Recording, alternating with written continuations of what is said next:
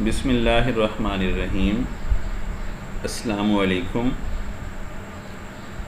Second last topic है हमारा chapter 4 का,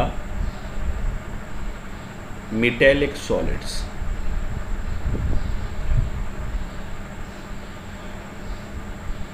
ऐसे सॉलिड्स जिसमें पार्टिकल्स कैटाइन्स होंगे। थोड़ा कंपैरिजन कर लेते हैं। हमने बॉन्ड्स की बुनियाद पर क्रिस्टलाइन सॉलिड्स को 4 अक़साम में तकसीम किया था। आयनिक सॉलिड्स जिसमें पार्टिकल्स आइन्स होंगे, और आइन्स 2 किस्म के होंगे, कैटाइन्स एंड एनाइन्स। कोवेलेंट सॉलिड्स जिसमें पार्टिकल्स एटम्स होंगे और आपस में कोवेलेंट बॉन्ड के ज़रिए से जुड़े होंगे। मॉलिक्यूलर सॉलिड्स जिसमें पार्टिकल्स मॉलिक्यूल्स होंगे और जस्ट नोबेल गैसेस के केस में हम उनको एटम्स भी कह सकते हैं। मेटेलिक सॉलिड्स में पार्टिकल्स कैटाइन्स होंगे, और कैटाइन्स आपस में जुड़े कैसे होंगे? ये मेटेलिक बॉन्ड्स के साथ एक दूसरे से जुड़े होंगे। तो मेटेलिक बॉन्ड क्या है, इसको तो हम बाद में डिफ़ाइन करते हैं, मगर इसका स्ट्रक्चर आप देखें। इसमें कैटाइन्स पूरे लेटिस के अंदर अपनी फ़िक्स पोजीशन पर मौजूद हैं, और इन एटम्स के वैलेंस शेल के अंदर जो मौजूद इलेक्ट्रॉन्स हैं वो न्यूक्लियस की ग्रिप से काफ़ी हद तक आज़ाद होते हैं, और ये पूरे लेटिस के अंदर आज़ादी से फ्रीली मूव करते रहते हैं। और यही फ्री मूविंग इलेक्ट्रॉन्स कैटाइन्स को आपस में जोड़ने का सबब बनते हैं और मेटेलिक बॉन्ड्स बनाते हैं। एग्जांपल्स हैं इसकी copper, gold, zinc etcetera. Properties इसकी 4 किस्म की हैं ज़्यादातर, जिनको हम बाद में देखते हैं। Electrical conductivity, thermal conductivity, shiny surfaces, malleability and ductility.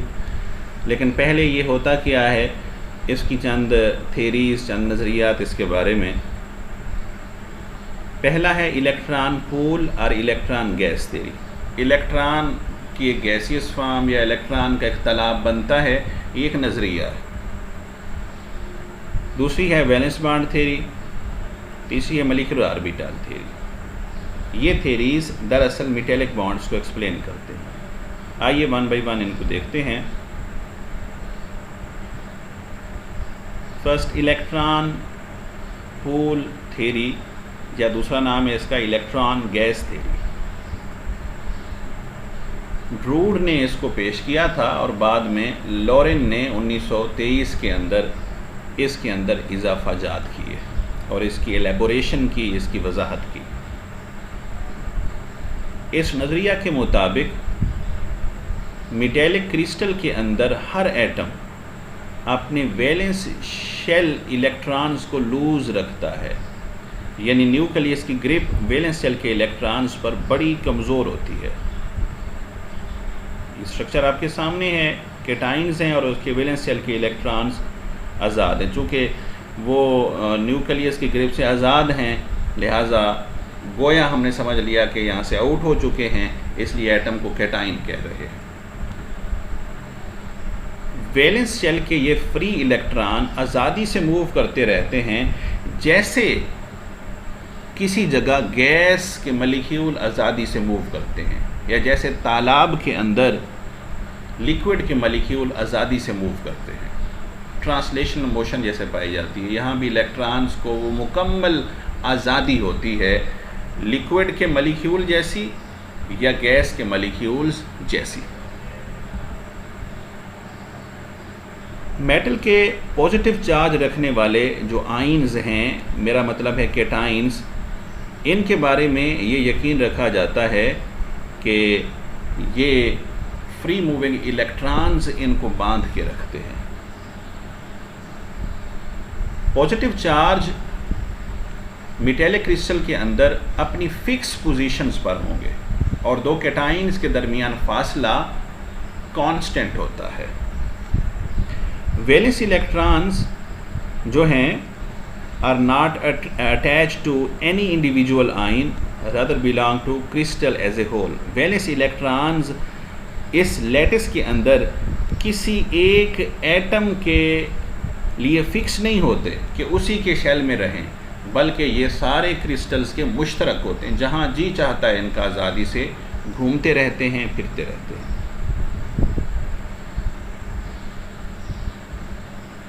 लिहाजा अब हम इनको डिफ़ाइन करने के काबिल हो गए। The force which binds a metal cation to a number of electrons within its sphere of influence is called metallic bond. ऐसी कुव्वत जो मेटल के केटाइन को उसके स्फीयर के अंदर, उसकी 3 डायमेंशनल लैटिस के अंदर इलेक्ट्रॉन्स के साथ बांध के रखे, वो फोर्स मेटेलिक बॉन्ड कहलाती है। क्योंकि इलेक्ट्रॉन्स पे नेगेटिव चार्ज है और केटाइन पे पॉजिटिव होगा, लिहाजा अपोजिट चार्ज एक दूसरे को अट्रैक्ट करेंगे, और एक इलेक्ट्रॉन एक तरफ तो अगर अट्रैक्ट कर रहे होंगे एक मेटल के केटाइन को, दूसरी तरफ दूसरी मेटल के केटाइन को, और इस तरीके से उनको एक दूसरे के साथ जोड़ने का सबब बनेंगे। Valence bond theory, professor Linus Pauling ने इसको पेश किया था। वैसे VBT valence bond theory chapter number 6 के अंदर डिटेल से आएगी। Metallic bond are treated essentially as a covalent bond. इस नज़रिया के मुताबिक मेटेलिक बॉन्ड दरअसल कोवेलेंट बॉन्ड होता है, यानी मेटल्स के हर 2 एटम्स के माबैन वैलेंस शेल के इलेक्ट्रॉन्स इश्तराक कर लेते हैं और कोवेलेंट बॉन्ड्स बनाते हैं। मगर ये कोवेलेंट बॉन्ड्स डीलोकलाइज्ड होते हैं। लोकलाइज्ड कहते हैं अपनी जगह पे फिक्स होना, वहाँ से मूव ना करना, और डीलोकलाइज्ड कहते हैं अपनी जगह छोड़ के दूसरी जगह मुंतकिल हो सकना। तो ये इलेक्ट्रॉन पेयर्स मिल के जो कोवेलेंट बॉन्ड बनाते हैं, ये कोवेलेंट बॉन्ड पूरे लैटिस के अंदर मूव करता रहता है। गुज़श्ता थ्योरी कहती थी हर इलेक्ट्रॉन आज़ाद है, मगर ये थ्योरी उसके साथ थोड़ी डिफरेंस के साथ आई है। इसके मुताबिक इलेक्ट्रॉन्स 2 एटम्स के मिलकर पहले एक बॉन्ड बनाएंगे कोवेलेंट बॉन्ड, और दूसरी बात यह है कि अब ये बॉन्ड इकट्ठा ही अगले 2 एटम के दरमियान और फिर उससे अगले 2 एटम्स के दरमियान मूव करता जाएगा। मॉलिक्यूलर ऑर्बिटल थ्योरी MOT, इसको भी डिटेल से चैप्टर नंबर 6 में पढ़ेंगे। दरअसल ये मेटेलिक सॉलिड्स की खुसूसियात को बड़ा अच्छा एक्सप्लेन करती है। पिछली जो 2 थ्योरीज थी वो मेटल्स की कंडक्टिविटी को, कि वो मेटल इलेक्ट्रॉन जो है करंट क्यों कंडक्ट करती है, भी उसमें फ्री इलेक्ट्रॉन्स हैं, इलेक्ट्रॉन पोल थ्योरी, या VBT उसमें जो बॉन्ड्स हैं वो मूव कर सकते हैं। तो फ्री इलेक्ट्रॉन्स हैं, चाहे बॉन्ड की शक्ल में चाहे वैसे ही वो मूव करते हैं, तो वो कंडक्टिविटी को बहुत अच्छा एक्सप्लेन करती है। इसके अलावा कुछ और खुसूसियात होती हैं, जैसे कापर लोहे की बनिस्बत अच्छी मेटल है, अच्छी कंडक्टर है, तो ये उसकी बनिस्बत ज़्यादा अच्छी कंडक्टर क्यों है, इसको एक्सप्लेन मॉलिक्यूलर ऑर्बिटल थ्योरी करेगी। इसके मुताबिक electrons in completely filled orbitals are localized. वो ऑर्बिटल्स जो कम्प्लीटली फिल्ड होते हैं, इससे मुराद वो है कि वैलेंस शेल से नीचे वाले जो शेल के ऑर्बिटल्स होंगे वो कम्प्लीटली फिल्ड होंगे। ऑर्बिटल्स को चैप्टर नंबर 5 में आप डिटेल से पढ़ेंगे। जबकि वैलेंस शेल के जो ऑर्बिटल्स होते हैं ये एक दूसरे के साथ इंटरेक्ट करके डीलोकलाइज्ड ऑर्बिटल्स बनाते हैं। वैलेंस शेल के ऑर्बिटल्स डीलोकलाइज्ड होंगे, जबकि वैलेंस शेल से नीचे वाले उनको हम कम्प्लीटली फिल्ड ऑर्बिटल्स कहते हैं, वो लोकलाइज्ड होंगे, वो मूव नहीं करते। ये डीलोकलाइज्ड ऑर्बिटल्स जो हैं ये दरअसल मॉलिक्यूलर ऑर्बिटल्स होते हैं, और ये पूरे क्रिस्टल लैटिस के अंदर फैले हुए होते हैं और इजीली मूव करते हैं, just like VBT valence bond theory. In atomic orbitals के कम्बिनेशन से क्लोज्ड स्पेस्ड स्टेट्स प्रोड्यूस होती हैं। इन क्लोज्ड स्पेस स्टेट्स को हम बैंड्स का नाम देते हैं, बैंड्स ऑफ एनर्जी। इस वजह से molecular orbital theory band theory भी कहलाती है। और 2 बैंड्स के माबैन जो फासला होता है वो दरअसल मेटेलिक सॉलिड की खुसूसियात को डिटरमिन करने में हेल्पफुल होता है। और डिसाइड करता है कि इसकी मेटेलिक प्रॉपर्टीज़ कैसी होंगी। ये आपके सामने है, ब्लू कलर में वैलेंस बैंड को और उसके ऊपर रेड कलर में कंडक्शन बैंड को ज़ाहिर किया। ये रंग जस्ट पहचान की खातिर पुट किए हैं, ज़रूरी नहीं, और इनके दरमियान एक फ़ासला है। अगर ये नॉन मेटल्स होती तो ये फ़ासला बहुत ज़्यादा होता। कोई भी मेटल उस वक्त तक कंडक्टर नहीं बनती जब तक वैलेंस बैंड से इलेक्ट्रॉन जंप करके कंडक्शन बैंड में न चले जाए। नॉन मेटल में ये गैप ज़्यादा होता है, लिहाजा वैलेंस बैंड से इलेक्ट्रॉन्स कंडक्शन बैंड में जाते ही नहीं, तो वो आज़ाद ही नहीं होते, तो नॉन मेटल्स होती हैं। मेटल्स में ये इलेक्ट्रॉन जंप करके कंडक्शन बैंड में चले जाते हैं, ये करीब होता है। और मेटलाइड में ये थोड़ा सा दूर होता है मेटल की बनिस्बत, और नॉन मेटल की बनिस्बत करीब होता है। बहरहाल ये गैप जितना कम होगा उतनी अच्छी मेटल होगी। तो कॉपर के अंदर ये एनर्जी गैप कम होता है वैलेंस बैंड और कंडक्शन बैंड के दरमियान as compare to iron. That's why copper is a good metal and a good conductor of electricity as compared to iron।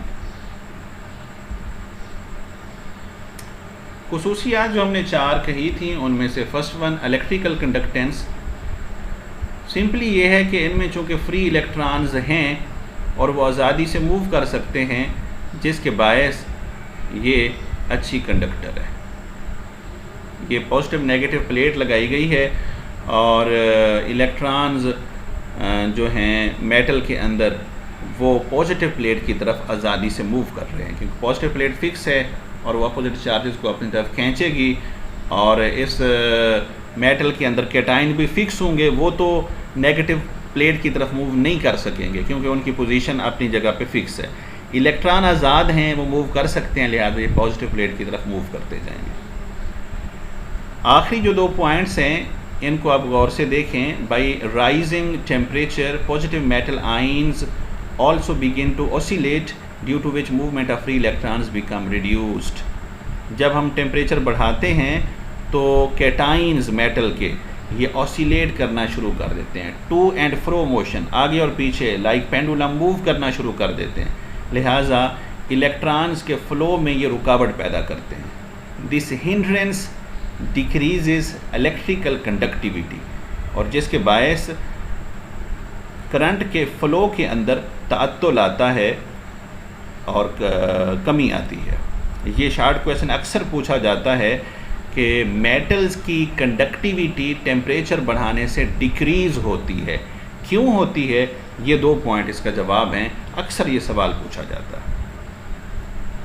Thermal conductivity, इसका जवाब भी वही है। जो फ्री इलेक्ट्रॉन्स हैं ये एनर्जी को लेंगे एक सिरे से और दूसरे सिरे की तरफ मूव करेंगे हॉट से कोल्ड पार्ट की तरफ, जिसकी वजह से ये अच्छी कंडक्टर होगी। लोहे के एक टुकड़े को एक हाथ से पकड़ लें आप और दूसरा एक सिरा उसका आग में डालें, तो जिस सिरे को आप लोगों ने पकड़ा होगा वो भी जल्द आपको छोड़ना पड़ेगा, बहुत जल्द गर्म हो जाता है। उसकी रीज़न भी इलेक्ट्रॉन्स की मूवमेंट की वजह से जो हीट है वो हॉट बॉडी से, हॉट पोर्शन से कोल्ड पोर्शन की तरफ मूव करती है। और इलेक्ट्रॉन चूँकि एक दूसरे से कोलाइड करेंगे, टकराएंगे मूव करते हुए, एनर्जी भी ट्रांसफ़र करेंगे। लो एनर्जी इलेक्ट्रॉन को हाई एनर्जी इलेक्ट्रॉन अपनी एनर्जी ट्रांसफ़र करते जाएंगे। शाइनिंग सरफेसेस या लस्ट्रस सरफेसेस, अगर मेटल की सरफेस को ताज़ा काट दें तो वो चमकती हुई दिखाई देती है। तो हम ऑलरेडी पढ़ चुके हैं कि इनके दरमियान गैप कम होता है वैलेंस बैंड और कंडक्शन बैंड के दरमियान, या वैलेंस शेल और अपर शेल के दरमियान जो है इलेक्ट्रॉन के जाने के चांस बड़े आसान होते हैं, क्योंकि वैलेंस शेल के इलेक्ट्रॉन्स को न्यूक्लियस पावरफुली खींच नहीं रहा होता। लिहाजा जो ही हम इसको लाइट के सामने ले आएंगे, डेफिनेटली अंधेरे में तो नज़र ही नहीं आनी, लाइट के सामने ले आएंगे तो लाइट के फोटान जो ही इसकी सरफेस पे पड़ेंगे तो सरफेस के वैलेंस शेल के इलेक्ट्रॉन्स एनर्जी लेंगे, रोशनी लेंगे, रोशनी का फोटान लेंगे और उसको एब्जॉर्ब करके जंप करके हायर ऑर्बिट में चले जाएंगे, जैसा कि आप लोगों ने बोहर मॉडल में मैट्रिक में पढ़ा हुआ है। और फिर हायर ऑर्बिट में जब इलेक्ट्रॉन जाएगा तो नीचे वैकेंसी क्रिएट हो जाएगी, वो वापस आएगा। वापस आते हुए जो एनर्जी उसने एब्जॉर्ब की थी वो लाइट का फोटॉन ये एमिट कर देगा, और वो जब हमारी आंखों में पड़ेगा हमें वो मेटल दरअसल चमकती हुई दिखाई देगी। जब भी इलेक्ट्रॉन एनर्जी लेता है और जंप करके हायर ऑर्बिट में जाता है तो ये एक्साइटेशन कहलाती है, और जब एनर्जी रिलीज़ करके वापस आता है तो ये अमल डी एक्साइटेशन कहलाती है। इस डायग्राम के अंदर डी एक्साइटेशन को शो किया गया है। एक्साइटेशन भी आप खुद बना सकते हैं।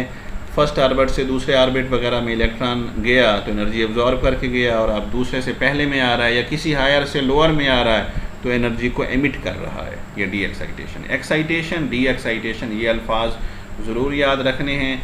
ये सवाल भी अक्सर व बेशतर एग्ज़ाम में पूछा जाता है।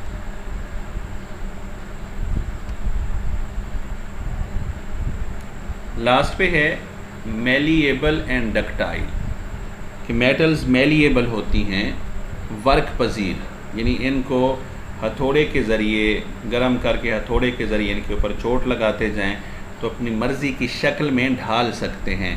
शीट बना सकते हैं, कुल्हाड़ी बना सकते हैं, इनसे प्लेट बना सकते हैं, तलवार बना सकते हैं। डक्टाइल, इनको तार बना सकते हैं।